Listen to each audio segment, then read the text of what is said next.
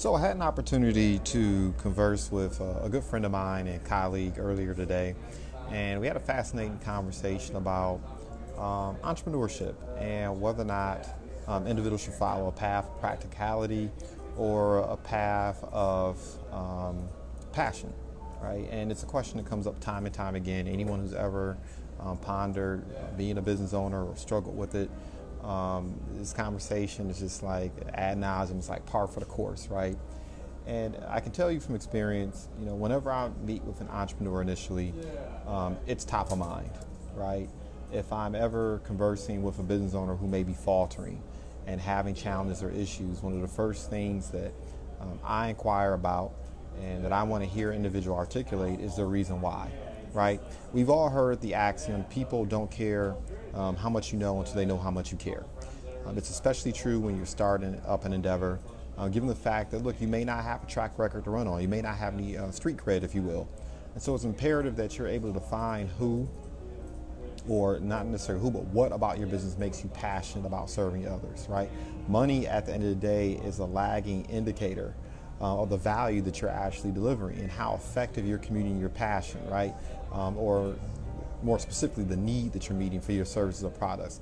Consider the following, right?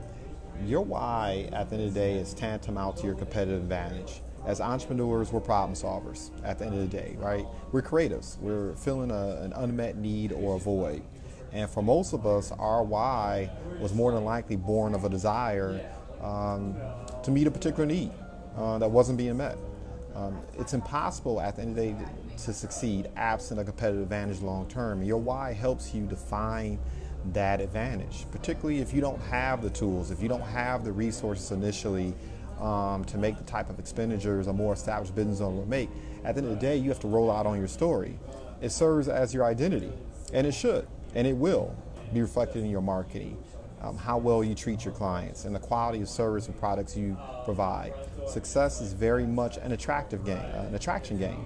And so when you think about brands that are ubiquitous, right, you tend to remember them because of a jingle or some kind of imagery that metastasizes to your brain, which is why you remember that company, and that's why they've been able to inspire loyalty. If you think about recently, take a look at the Gillette commercials, right?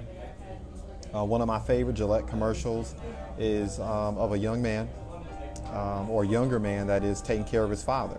And if you pay attention to that commercial from beginning to end, there's not really a single shot of anyone shaving, right? The Gillette commercials of old, it used to be the muscular guy, the guy posing in the window, posing in the mirror, that is, sharp, shaving himself from nose to chin. And that used to be Gillette's thing. That used to be their shtick, if you will. But now when you look at Gillette commercials, it's totally different, right? With that commercial, what you basically see is a situation where that younger gentleman is now taking care of the man who used to take care of him. And it's designed to create an emotion. It's designed to elicit memories. It's designed for you to be empathetic, if you will. And then towards the tail end of the commercial, you have maybe, 5 seconds of him, maybe 10 seconds at the most, of him shaving his father, right? The other commercial that's a little bit, there's been some conflict online about it, right? It's been a little bit of argument about the effectiveness of the commercials. The last Gillette commercial talks about the best a man can be. So the Me Too movement is very much in the forefront of that commercial. You see images of women being taken advantage of and not being respected in the corporate marketplace. You see bullying taking place. You see individuals being abused because of their sexual orientation or their gender, right? And it talks about this ideal of toxic masculinity and how it's impacted society. And you see the Gillette commercial basically making a statement about it. It was pretty controversial, right? But at the end of the day, if you've ever been bullied before, if you've ever been treated wrongly because of your complexion, because of your ethnicity, because of your gender, if you've ever been discriminated by or you've dealt with a situation where you've been wronged, that commercial inevitably engenders an emotional attachment, engenders an emotional reaction. That's what it's designed to do. Well, if you take those, for example, right, that's what you want to project yourself. That's your why, right? Gillette isn't simply saying buy our razor. Gillette is saying we're a responsible company. right? They're evoking memories. They want you to remember them as being something other than a razor company. Your why has the same impact. Something a little bit easier to digest, not to be cliche, but it's just simple, right? There are some individuals who pledge allegiance to Apple products all day, every day, right? We know that at the end of the day, cell phones, computers, tablets, majority of the stuff that's out there now is comparable to Apple products. But nevertheless, Apple still has this mystique. And the question you have to ask is, where does it come from, right? And you can start with Steve Jobs. We all know his story to one extent or the other, right? Some aspect of it, and most notably his obsession with curating Apple's brand. People exercise absolute fidelity, not so much because the products are superior, but oftentimes just because of what the product says about them by owning it. And Apple products almost like jewelry, right? The experience is akin to people who wear their college graduation rings. For them, it signifies something to them, and it signifies something to other people around them. It helps them identify who's part of the club and who isn't. It's the exact same thing. So absent a compelling why, there's no compelling story. Absent a compelling story, it's extremely difficult to gain traction, to create stickiness, right, without that emotional attachment. And in the social media world where people are inundated with other people's pitches and products, having a story to tell is just like the ultimate separator. Knowing your reasons for being in business makes it easier to identify your yeses and nos. It allows you to make what I call blink decisions, as opposed to being dragged through experiences you never intended to go through in the first place. In other words, if you're unsure, or if you don't ensure that your efforts are succinct and impactful, this word needs to be added to the dictionary, by the way, like a laser cutting through all distractions, as opposed to a light bulb spinning its energy in all directions, you'll fall victim to the ideal of the month. You'll fall victim to the quote-unquote opportunity of the month, as opposed to focusing on the thing or the area of your power and strength, right? If people believe you're only in business for the sake of parting them with their money, rather than delivering value to them, it's just not a good look. You can't craft a genuine story based on that alone. You can't create emotional attachment or an interest absent that compelling why. There's a quote out there by Elon Musk where he talks about running a startup is like chewing glass and staring into the abyss. Incredible, right? Now, look, I'm not willing to say that being an entrepreneur is like chewing glass, but it's not easy. And if it were, everyone would do it. There's a saying out there that says, if you're doing the thing that you love, you'll never work a day in your life. And look, there's some truth to it, but at the end of the day, that's also BS.com too. The reality of the matter is, if you're going to start a business, you're going to work harder, you're going to work longer, you're going to be more frenetic than the next person in the beginning. Because if you desire extraordinary results and extraordinary success, it's going to require an extraordinary work rate. Here's the thing. Your willingness to do the work is going to be predicated upon your level of passion. The work doesn't disappear. The grind doesn't disappear. It's never going to get easier. You just simply make the decision to become better.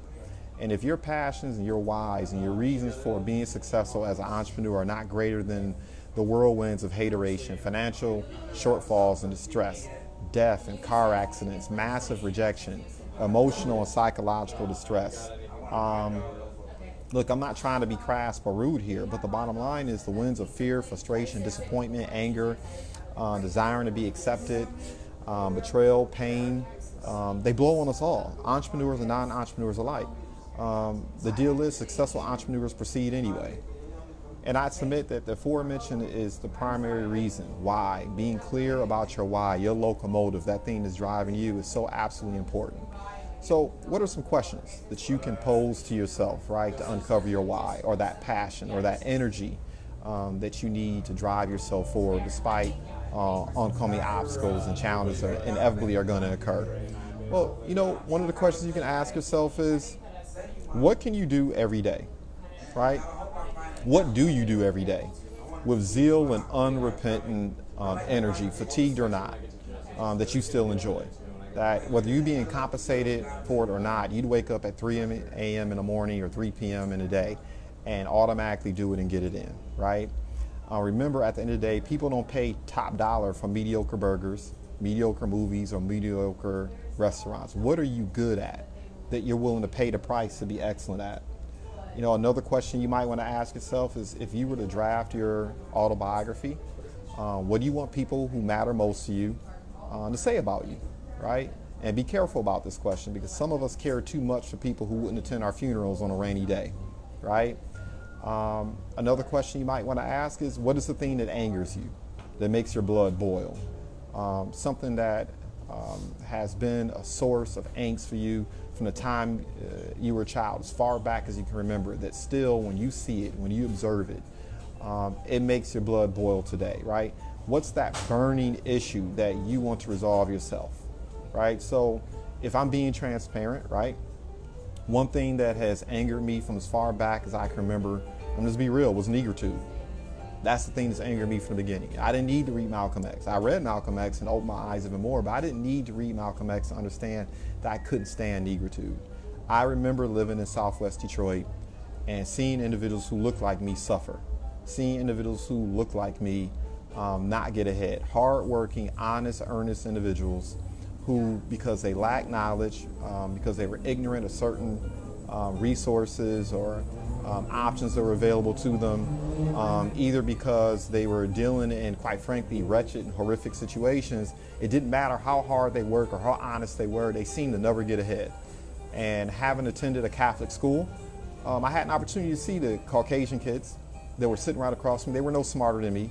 They didn't work harder than me. I won the spelling bees. I was voted the most likely person to succeed. But nevertheless, simply because we grew up in different environments, because we had different tutelage, because certain privileges were handed to one group as opposed to another, it didn't take me long as a child, early on in life, to see that something was wrong with that. And so to see people who look like me, who share my hues, suffering because of miseducation, discrimination, making bad choices, basically burying themselves underneath those choices, that has always been something that's made my blood boil. It's something that makes me uncomfortable when I see individuals who, quite frankly, isn't because of something intrinsic, but because of the circumstance they're born into, not be able to achieve the extent that they can achieve, not really achieve their destiny, right? Because of that, I've always been a fan of the underdog, right?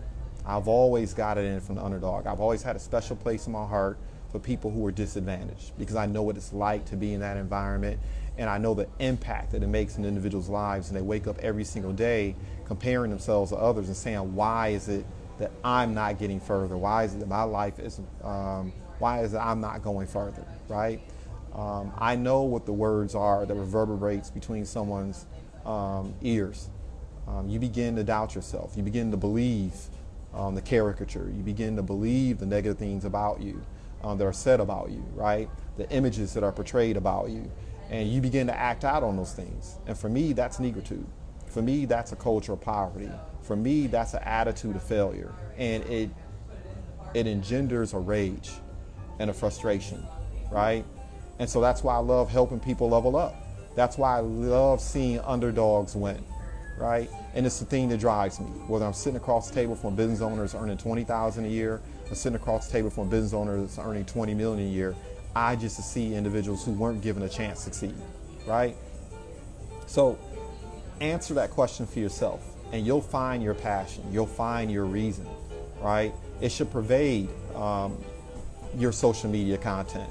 It doesn't necessarily need to be the story every single time, but find creative ways to tell your story. Share why you chose to solve a particular problem or provide the services that you provide.